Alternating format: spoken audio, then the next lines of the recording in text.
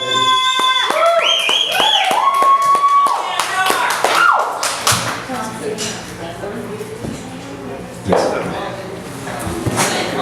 broken people are helping each other. And that's how we do it. It's community, right? That's right. Truth and beauty. Good evening, ladies and gentlemen. Ardell and I were on the same bus with no driver. That's right. Welcome to Hawley's. Feel free to give all your spare Ben Franklins to Delilah. She thinks Ben's the sexiest man she's ever met. And give it up for Ardell and Brian. So ladies and gentlemen, I bought a book called Comedy for Dummies. And they said that I'm supposed to make you comfortable that I have been relabeled and re-abled. So, this is my cane, and my cane's name is Abel. And I'd like to talk to you a little bit tonight about politics, if that's okay. By show of applause, can we see who's sick and tired of watching these stupid political ads and being lied to? Yeah! Right. I hear everybody comparing themselves to Ronald Reagan. I think we should vote Reagan back in and put him back in the White House. How much damage can he do that they haven't already done? You know, when I hear about people talking about voting for the lesser of two evils, I think that's like trying to pick a wart on your nose or a boil on your butt, but I think that the parties are interchangeable. And I found out today that, I call it rumpery, I'm just going to combine them two. I found out that Hillary was fired by Richard Nixon. Do we really want her to be president? And Donald Trump, if he builds a 50-foot wall, the chief export of Mexico will be 55-foot ladders. Come on, folks. Let's be real. 321.42 million people in this country, and Hillary and Donald are the prettiest we got to present to the world. I find that pretty scary. And you know what? If China thought that we were their bitch before, they know for sure now. So I'm thinking that we should either vote for Ronald Reagan, put him back in the White House, or let's do what I did the last time. I voted for Willie Nelson. Well, I figured that Willie understood the tax system, the IRS, the food system.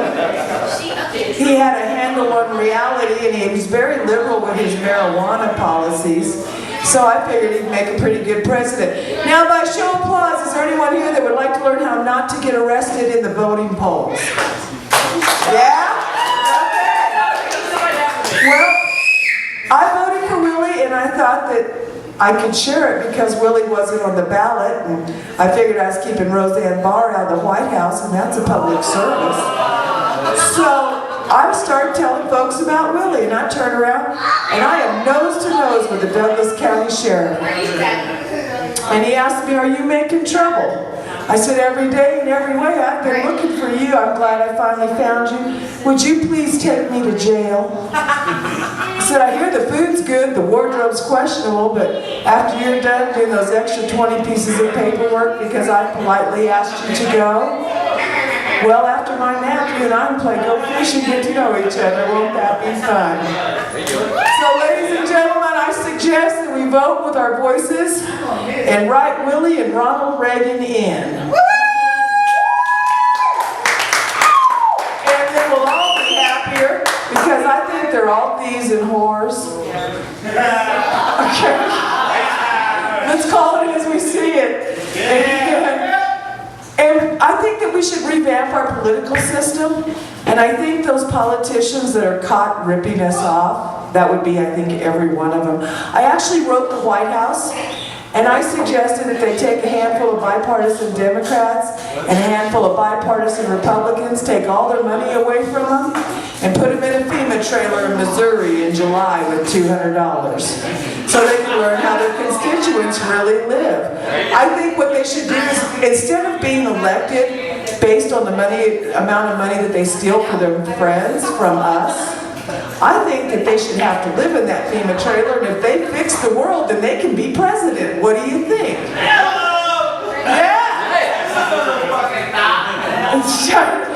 So when I wrote the White House and suggested this, I got a letter back from the White House. I'd never written the White House.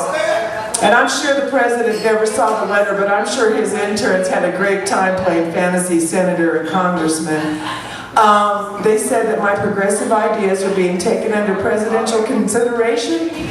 And I thought, crap, I'm on a no-fly list. So ladies and gentlemen, I'd like to share with you that hugs, compliments, and smiles are free. Please go out and share them. The world is starving, and I thank you for the generosity of your time. Have a wonderful evening.